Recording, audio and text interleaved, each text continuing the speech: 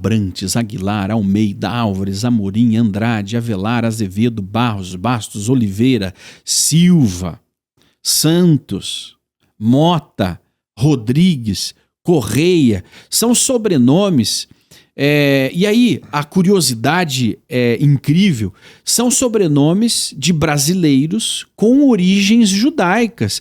É isso mesmo, o Brasil tem origens judaicas. Veja, essa história, ela remonta um passado onde a comunidade judaica em Portugal e na Espanha era uma comunidade muito grande, gigantesca, comunidade que estava ligada à coroa espanhola, à coroa portuguesa, e a partir de um determinado momento, esses judeus passaram a ser perseguidos.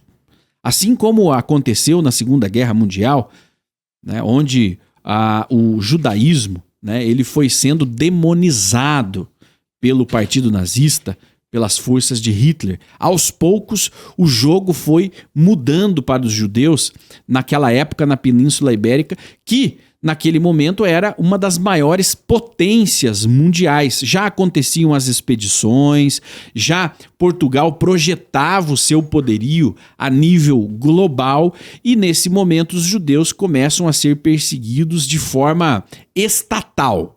Não somente por pressões culturais, mas aí de forma estatal, de forma organizada pelo Tribunal do Santo Ofício, né, com a autorização do Papa da época, né, Israel, então, os judeus passam a ser caçados e perseguidos, aqueles que não se submetessem a uma conversão forçada, né, se tornando o que nós chamamos de cristãos novos, eles eram expulsos e foram expulsos. Foram dois momentos nevrálgicos, onde em 1492 a Espanha expulsa os judeus do seu território e em 1497 os portugueses expulsam esses judeus que se recusavam a se converter. E, a partir daí, uma imigração gigantesca de judeus pelo mundo inteiro e milhares vieram parar no Brasil, Shemuel, uma história antiga, mas que tem ligação direta com o que acontece hoje no Brasil, esse fenômeno de milhares de brasileiros amarem Israel, buscarem saber sobre Israel, né? Tem a preocupação com Israel e dizem: a minha alma chora por Israel e reza pela paz de Jerusalém. Exatamente. O Vitor, através do Superchat, ele diz: tenho antepassados judeus e da Mongólia. Qual que é o sobrenome, Vitor? Diga para nós aí. Correia Pires. Correia Pires. Vamos ver Vitor se tem Correia enquanto Pires. Shemuel Você pode também ao passado. pesquisar aí o nome dos pais, né, do pai, da mãe, materno e paterno, para você conseguir definir.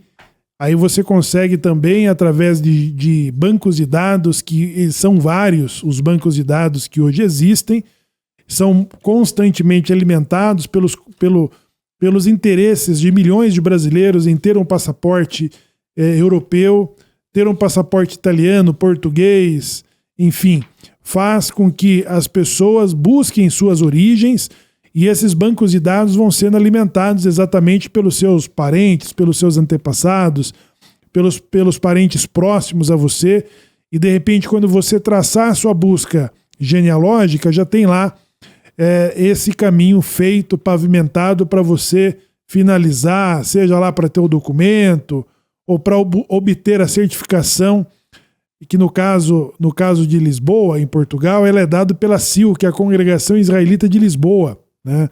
Ela dá a certificação, ela confere os dados genealógicos, isso leva meses para ela dar um retorno de que de fato você tem as suas origens judaicas. E quando nós falamos de Brasil, pessoal, para ter todos esses efeitos, em 2015, Portugal lança um incentivo de reconhecimento por vários motivos, né? Por vários motivos, e parte disso é explicado no filme O Sefarade, O Último Sefarade. Então, quando você assiste esse filme, entende do porquê que o Estado de Portugal ele cria esse incentivo para brasileiros obterem a sua cidadania portuguesa daqueles que têm origem sefaradi, né? Judeus que têm as suas origens. E aí nós falamos dessas origens de todos os tempos. Nós falamos dessas origens principalmente do período em que o Shimon proferiu sua fala, de 1492, de quando fomos expulsos da Espanha, a 1497, quando recebidos, fomos convertidos a cristãos novos por Dom Manuel em Portugal. Em Portugal, muitos desses judeus foram impedidos de deixarem o país e foram obrigados, porque a diferença da Espanha e Portugal é que a Espanha expulsou todos os judeus, não tem interesse em judeus. Portugal os recebeu, né? Porém, alguns anos depois, o casamento dos reis católicos fez com que, do contrato desse casamento, a obrigação de que também Portugal expulsasse os seus judeus das suas fronteiras. Então, Portugal vai abrir exatamente incentivo para o maior número de judeus se convertessem ao cristianismo, tornando-se cristãos novos, e abrindo as portas para aqueles que quisessem ir embora. O que aconteceu? A adesão foi mínima. O menor número de judeus esperados pelo Estado português de que se converteriam ao cristianismo. Isso fez com que Dom Manuel decidisse, então, ouviu o ditado, ficaram a ver navio? Ficaram a ver navio porque havia uma outra condição de que esses judeus que não quisessem se converter seriam levados para Israel. Israel que ainda não existia como Estado judaico, senão no mandato britânico, do mandato turco, né? Que tinham sobre o território, mas que com a promessa de Portugal, que faziam essas expedições, levariam para lá todos os judeus, expulsando-os definitivamente de Portugal. Então a baixa adesão de conversão para se tornarem cristãos novos fez com que Portugal então forçasse em suas conversões. E aí vocês já ouviram a frase que diz: entre a cruz e a espada, né? Quando você é obrigado a se converter a outra religião, isso fez milhares e milhares de judeus se tornarem cristãos novos. Seguido o Brasil é descoberto por essas expedições e navegações, e Portugal vê a oportunidade de explorar as suas riquezas, os seus recursos naturais, e principalmente através da sua mão de obra, que eram os cristãos novos. Os cristãos novos terão grande participação nessas expedições, e aqui se torna um grande reduto de judeus que fugiam da perseguição em Portugal em busca de liberdade religiosa e de oportunidade nos negócios mediante essa nova descoberta. Então, Sérgio Buarque de Holanda ele vai afirmar sobre esse contexto histórico que para cada 4 portugueses que vieram para o Brasil, 3 eram cristãos novos. Então é nessa proporção que nós afirmamos através de outros resultados, como os dados dos documentos secretos da Torre do Tombo, que se tornaram documentos públicos, as pesquisas acadêmicas de Anita Novinsky, Paulo Valadares e de outros historiadores importantes que traçam que mais da metade da população brasileira tem suas origens judaicas, né? Então muitos brasileiros são críticos, são religiosos, são estudiosos e, através das suas curiosidades, do comportamento de seus familiares, estão descobrindo sobre suas origens judaicas, né? E aí o Shimon apresentou os muitos dos nomes desses brasileiros que têm nomes de cristãos novos. Era uma tradição mudar o nome, né, Shmuel, para tentar fugir. A Inquisição ela era muito eficiente, né? Ela tinha um método de buscar até a 10ª geração, 7ª? A 7ª geração. Até a 7ª geração daquele judeu. O Santo Ofício conseguiu, né? E a SS, você vê, a Gestapo conseguiu a 11ª. Até a 11ª. Isso mesmo. Muito do que fez a Inquisição serviu de inspiração para o Hitler. Exatamente. Né, impor isso na Alemanha. Né? Por exemplo, as leis de Nuremberg, que proibiam os judeus de comprarem, proibiam os judeus de frequentarem determinados lugares. Então, por exemplo, agora o cidadão alemão ele não compra mais de uma padaria judaica. Aí, no final dessas leis, conforme elas foram sendo ampliadas, o judeu ele não tinha nem direito de ter um comércio. Exatamente. Né? Ele não tinha direito de ser um professor, ele não tinha direito de estudar nas universidades, ele já não tinha mais o direito de frequentar os mesmos lugares que os alemães. Aí o povo judeu começou a ser expulso e depois o povo judeu não tinha mais direito nem de viver. Exato. E muito inspirado na Inquisição. A Inquisição chegou a essa solução de que os judeus não deveriam, aquele que fosse pego praticando o judaísmo, ele deveria ter prisão perpétua, ser condenado, queimado na fogueira, né? Até que ele deveria confessar os seus crimes através de tortura. E essas famílias, né, que seriam identificadas até a 7ª geração pela Inquisição, elas mudavam os nomes. É por isso que nós falamos sobre os sobrenomes, porque os judeus eles não se chamavam Silva, Correia, né? Correia teve a pergunta, né? O meu sobrenome é Correia, será que tem no dicionário? Tem, são mais de 16 mil sobrenomes. Mas eles não se chamavam Correia, Azevedo, Santos, Melo, Oliveira, Pereira, não. Eles se chamavam Yaakov, Moshe Ben Avraham, né? Como o avô. Ishai, e por aí vai. Como o ascendente do Silvio Santos. Do Silvio Santos. Dona Isaac Abravanel. Né? São os nomes que recebemos, né, como cristãos novos. Recebemos esses nomes e foi uma sequência, né? Foi uma sequência de tentativas, porque esses 2000 anos de antissemitismo, ele visava exterminar com o judaísmo de diferentes maneiras. Primeiro, expulsando-os da sua terra. Eles deixarão de existir, como também a cultura egípcia, como os gregos, como os babilônicos. Quando esses judeus forem espalhados para os diferentes lugares, logo eles deixarão de existir. Não funcionou. As comunidades judaicas foram se estabelecendo e aí isso ia preservando e até fortalecendo a identidade judaica. Então, a próxima medida foi perseguir a religião judaica. Então, vamos acabar com a religião e a religião vai tornar eles como romanos, como italianos, enfim. E logo eles deixarão de serem judeus. Então, queimavam seus livros, destruíam suas sinagogas, proibiam sobre seus cultos religiosos de circuncidar, de guardar o Shabat, de muitas outras coisas, que é o que muitos cristãos esperam, né? Que existe uma crença, Shimon, no cristianismo, de que o anticristo ele vai proibir determinadas práticas religiosas de que os judeus já foram privados na Idade Média, né? Sobre o sábado, sobre circuncidar, sobre determinados comportamentos. A igreja proibiram esses judeus com o propósito de que esses judeus desistissem sob pena de morte da sua própria religião. Não funcionou, né? Então, além de queimar os seus livros, incendiarem suas sinagogas, eles eram perseguidos, presos, né, por diferentes proibições religiosas que não funcionou. E aí, a outra medida foi de confiscar os seus bens. Confiscar os seus bens e torná-los cidadãos de segunda ou de terceira classe. Não poderiam ter cargos públicos, não poderiam ter muitas atividades, e isso ia estagnar a sua economia, além do confisco. O confisco visaria acabar, né, com esses judeus. Não acabaram. Então,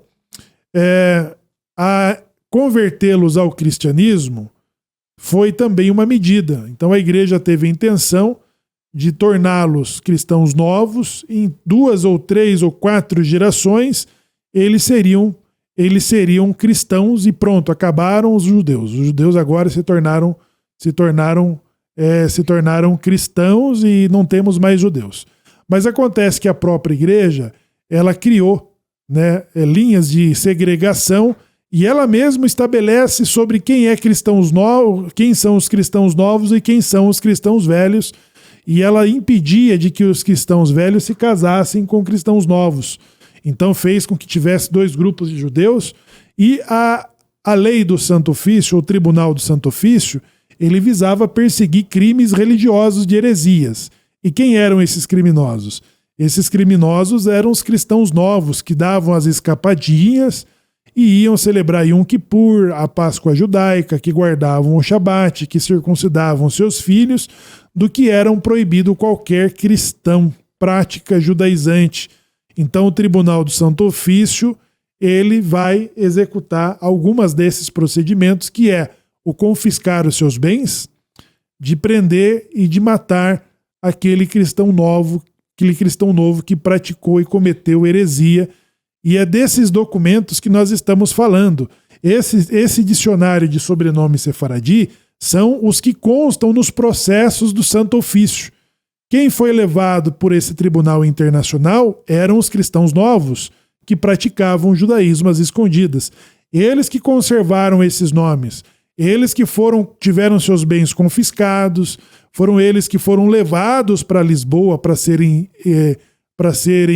processados e condenados ou libertados. Então, esses dicionários de sobrenome sefaradi são os nomes que constam nos processos do Tribunal do Santo Ofício, que levou milhares e milhares, dezenas de milhares ou centenas de milhares de brasileiros, principalmente os que tinham bens, que tinham fortunas, eram alvos do Tribunal do Santo Ofício, e também por práticas de heresias, que é o que definia o crime, a prática judaizante para qualquer cristão. Shemuel, segundo o historiador Buarque de Holanda, né, a cada 4 portugueses que vinham para o Brasil, 3 eram judeus. Exatamente, irmão. Né? E esses portugueses, esses judeus com os nomes, né? Alguém falou, será que o meu nome tem Correia? Gente, tem Correia.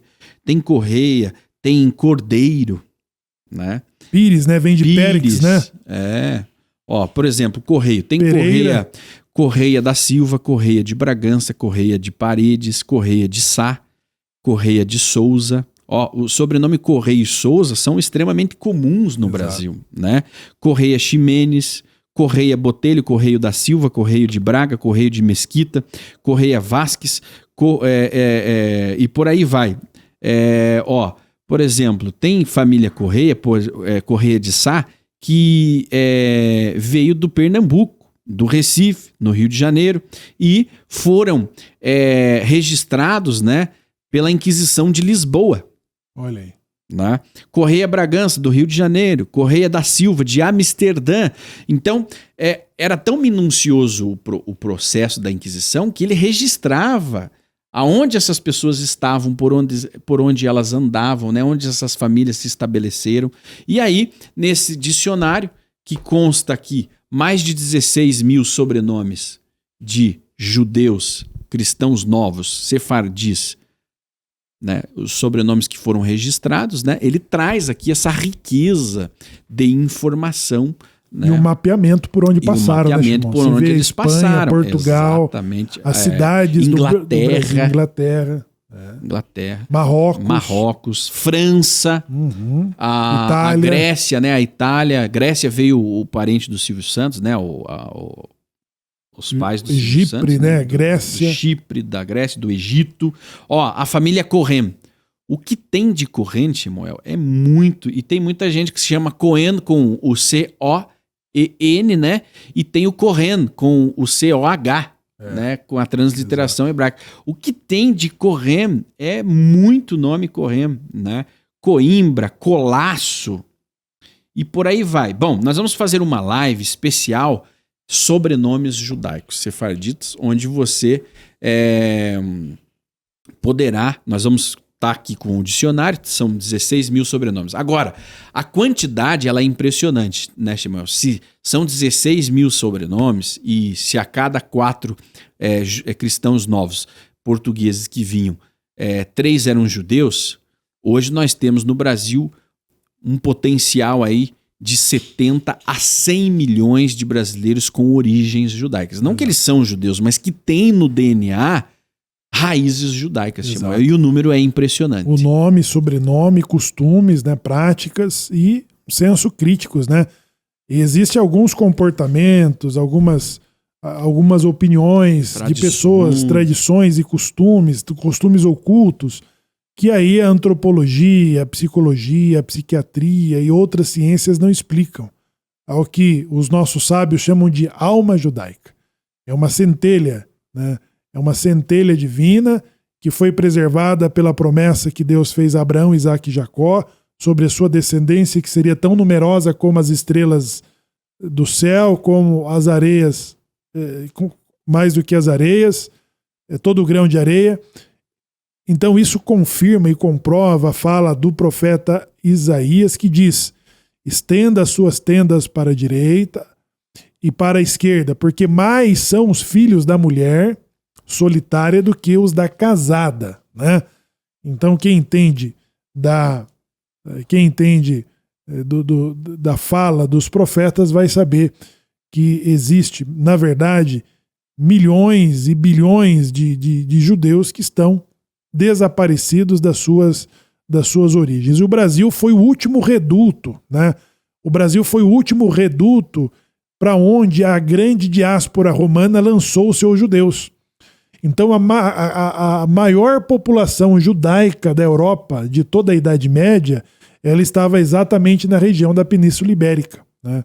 Então o Brasil foi o último lugar para onde os romanos lançaram seus judeus através da Inquisição. E lembrando, né, que a última tentativa de destruí-los, né? De destruí-los. E lembrando, Shimon, que o Santo Ofício, né, o Santo Ofício, ele era executado pelos ex-cavaleiros dos Cruzados, né, que foi deposto pelo Papa, e aí Portugal e Espanha, eles conseguiram ressuscitar essa elite, né, essa elite de cavaleiros cavaleiros dos Cruzados, tornando eles uma elite da igreja que lotou exatamente esse papel de polícia, esse papel de investigação e de perseguição feita contra os cristãos novos, né? Então o Brasil traz essa herança e esse senso crítico de quando as pessoas têm uma identificação que elas não conseguem entender,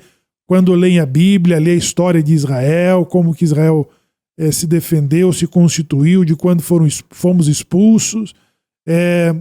Parece que ele não encontra lugar dentro da sua religiosidade, mas tem uma grande identificação com as suas leituras, com seus estudos, principalmente do que chama-se de Velho Testamento. Ele tem uma identificação e não consegue entender e explicar o que é isso aí, que nem a antropologia, nem a psiquiatria, nem a psicologia também pode explicar, mas os nossos sábios afirmam ser a alma judaica, ser a essência que Deus preservou em cada um dos descendentes de Abraão, Isaque e Jacó, que fomos espalhados por todos os cantos do mundo, mas com a promessa de que seríamos recolhidos de volta em consideração a esses patriarcas e principalmente pela promessa que Deus fez pelo seu próprio nome, do qual ele tem preservado durante toda a existência humana. Shimon, você conhece alguém com o sobrenome Rocha?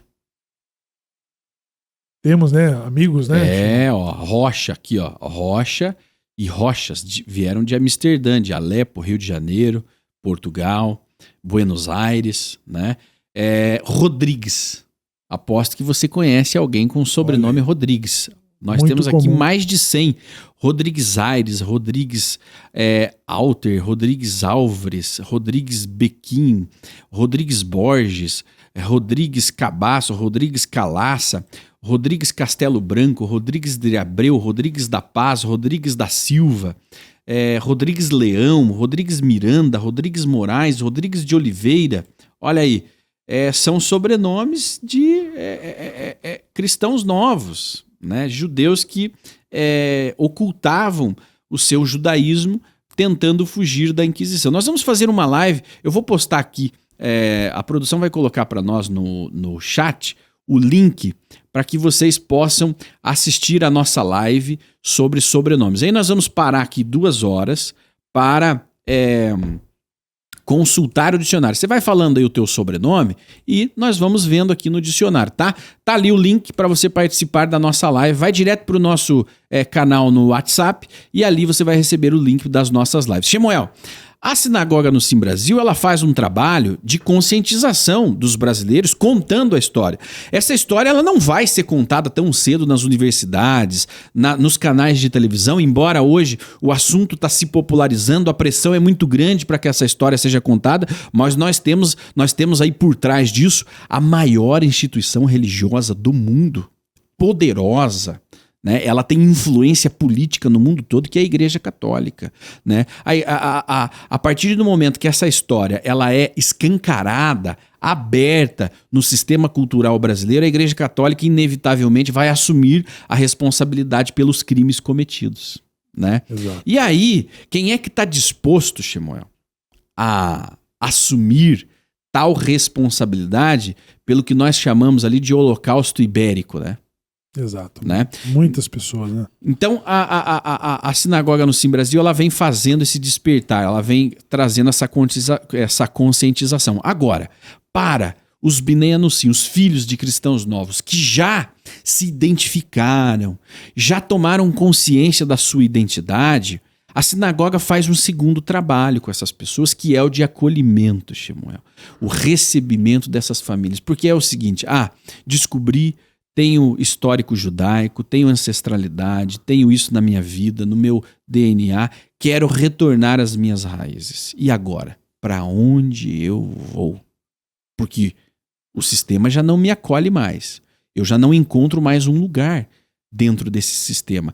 Quero retornar, quero resgatar a minha identidade judaica. Exato. Aí a sinagoga no Sim Brasil está de portas abertas para receber estas pessoas. Shimon, a comunidade organizada exatamente por todas as tentativas de extermínio, né, da presença, da cultura, coloca lá nele, da tradição judaica, então reage em que a comunidade organizada ela se tornou uma sociedade muito fechada, né? Então é muito difícil entrar numa sinagoga, é muito difícil ser introduzido, né, dentro de uma comunidade, até porque o judaísmo não é proselitista, né?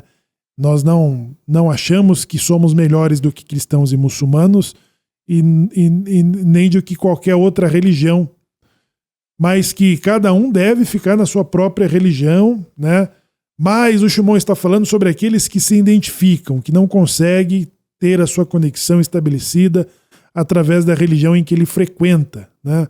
E não conseguiu adentrar na comunidade organizada. Então existe, através dessa associação que fala com vocês, um processo de acolhimento, né, que vai funcionar por etapas, né, também através de entrevista, através da devida identificação, né, depois sim uma entrevista que vai não só ouvir, né, o relato e as experiências que cada um tem, mas também de orientar e até de conduzir essa pessoa de volta à origem, quando confirmadas suas origens judaicas. Então, são dois importantes processos. E você pode fazer parte, você pode ser acolhido, pode ser recebido, pode ser orientado, né? Agora, não temos esse papel, né, de proselitismo, de que você, para ter salvação ou para ser uma pessoa justa ou melhor, tem que se tornar judeu. Não. Isso é só para quem mesmo tem descobrir minhas origens, pelo meu nome, pelo meu sobrenome. Eu tenho uma grande experiência com as minhas leituras no Velho Testamento. Eu não consigo me conectar na minha atual religião. Eu sinto, já procurei uma comunidade, não fui bem recebido, nem fui recebido. E eu quero saber como que eu posso descobrir e aprofundar as minhas desconfianças, as minhas suspeitas sobre as minhas origens, né? Então, é através desse contato, é através dessa associação que você vai conseguir, né, ir à frente com as suas suspeitas e até ao momento de ser introduzido dentro de uma comunidade. O Anussim Brasil, como sinagoga, ele está em diferentes lugares do país. Estamos nas principais capitais: Belém do Pará, Goiânia, Brasília, São Paulo, Curitiba, Belo Horizonte, São Luís do Maranhão e outras importantes cidades como Campinas, Criciúma em Santa Catarina, Colatina no Espírito Santo, Campinas, São Paulo, Campina Grande na Paraíba e outras importantes cidades como Colatina, já falei Colatina, Muitas cidades, são muitas cidades. No Mato Grosso tem, né? De norte a sul. Estamos lá. Tem lá. Mas aí se você quiser conhecer, se você... Quero me aproximar, tenho origens judaicas, quero me aproximar do judaísmo, quero retornar às minhas raízes, você vai fazer contato com esse número, ok? Mas apenas se você já está preparado. Está preparado para iniciar a jornada de retorno, recuperar, reconstruir a identidade que foi roubada dos seus antepassados? Você vai entrar em contato com esse número e vai dizer o seguinte: quero conhecer a sinagoga no Sim Brasil. Quero conhecer a sinagoga no Sim Brasil. Quero falar com o rabino, quero participar da sinagoga. Mas a partir do momento em que você já está identificado com a sua identidade. Então tá aqui o canal, né, nesse número, nesse QR Code, e você vai dizer isso.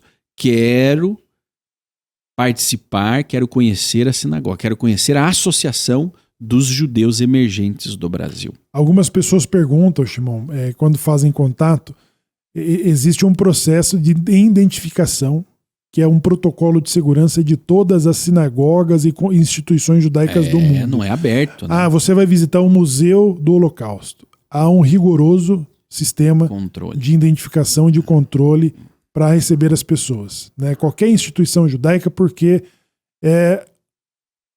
há um alarme, né? Um alerta de terrorismo, principalmente depois do dia 7 de outubro.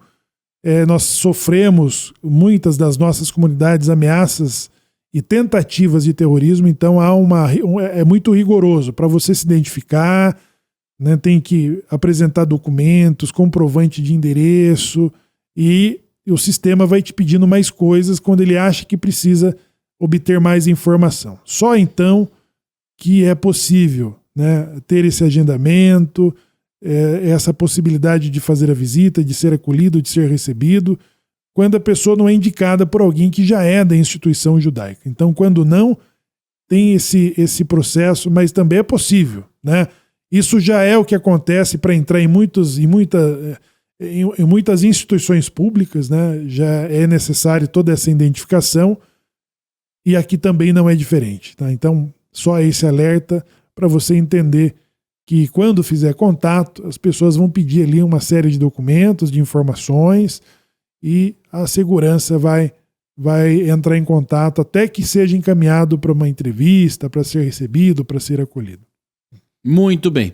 Um abraço a você, nós voltamos a qualquer momento. O contato para quem está preparado está aqui, né? E se você quer estudar mais, aprender mais sobre as raízes judaicas do Brasil, tem o link ali no chat, onde você vai entrar direto no nosso grupo para participar da nossa live, onde nós vamos falar sobre os sobrenomes judaicos do Brasil. Um abraço a você e até a próxima. Nós voltamos a qualquer momento com mais notícias a respeito de Israel, da geopolítica internacional do Oriente Médio. E você acompanha muitos outros conteúdos aqui nesse mesmo canal. Se inscreva, ative o sininho das notificações e deixe o seu like.